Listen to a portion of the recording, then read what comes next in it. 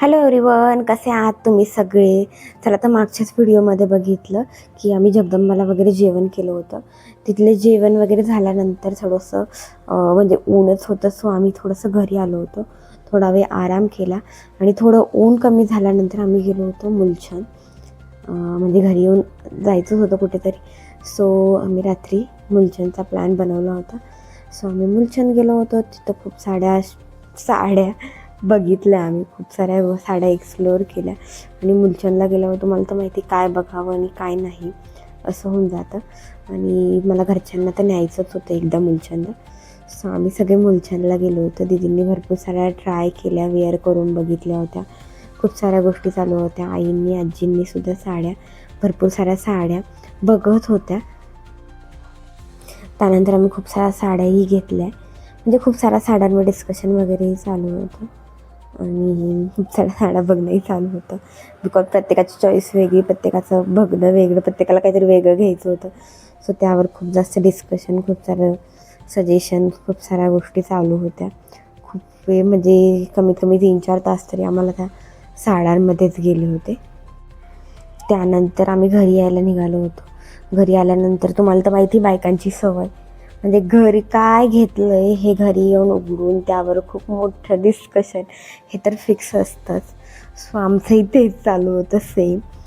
त्या घरी येऊन सगळ्या साड्या बघत होतो, काय आणलं आहे, कसं आणलं आहे, एक एक ओपन करून बघत होतो, रिचेक बघत होतो, याच्यावर कोणतं ब्लाऊज जाईल, यातलं साडीतलं शिवायचं आहे, यावर काय मॅचिंग घ्यायचं आहे किंवा व्हॉटेवर. खूप साऱ्या गोष्टी आम्ही डिस्कस करत होतो आणि त्यावरच खूप टाईम निघून गेला होता आणि दिवसभर थकलोही होतो.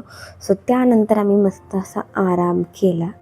नंतर नेक्स्ट डे आम्ही थोडंसं घरचं सगळं काही आवरून आम्ही निघालो होतो जायला तुळशीबागेत.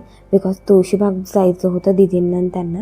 बट सगळ्यांना घेऊन जाणं पॉसिबल नव्हतं, बिकॉज सगळेजण तिथे खूप जास्त बोर झाले असते, स्पेशली दादा आणि पप्पा. सो त्यामुळे फक्त आम्ही तिघीच गेलो होतो, मी, दीदी आणि आई. आम्ही तिघीच गेलो होतो तुळशीबाग. आणि तिथे कारण मेन्सचं तर काही काम नसतं आणि ते खूप बोरही होतात आणि चालणं असतं खूप सारं आणि बघणं असतं. सो त्यामुळे ते तर बोर होतातच, त्याच्यामुळे त्यांना तर काही घेऊन गेलो नव्हतो आम्ही तिघीच गेलो होतो. आणि तुळशीबागेत नेहमीसारखंच कलेक्शन असं छान होतं. ज्वेलरी कलेक्शन ऑलवेज तिथे छानच असतं. बट ह्यावेळेस थोडी प्राईज वगैरे मे बी हाय होती. गर्दी तर होतीच, वीकडेजला गेलो होतो आम्ही, तरीही तिथे खूप जास्त गर्दी होती तुळशीबागेत. बट काय करणार, त्याला ऑप्शन नाही आणि बघायचं म्हटल्यावर थोडं गर्दीत तर फिरावंच लागतं. तिथे खूप सारे मंगळसूत्राचे ऑप्शन्स होते. म्हणजे दीदींना रजवाडीवालं ते नवीन आलं त्या पॅटर्नमध्ये मंगळसूत्र बघायचं होतं. आम्हाला काही बेंगल्स बघायच्या होत्या. त्यानंतर मला अजून व्हिक्टोरियनवाले मंगळसूत्र वगैरे बघायचे होते.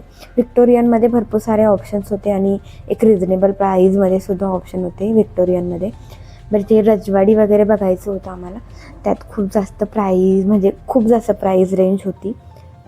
त्या प्राईज रेंजच्या मानाने इतकी काही क्वालिटी वगैरे नव्हती तिथे.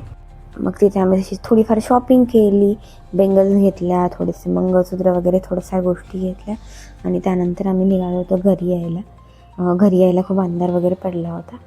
सो असा होता आजचा दिवस. Thank you for watching. Like, share and subscribe.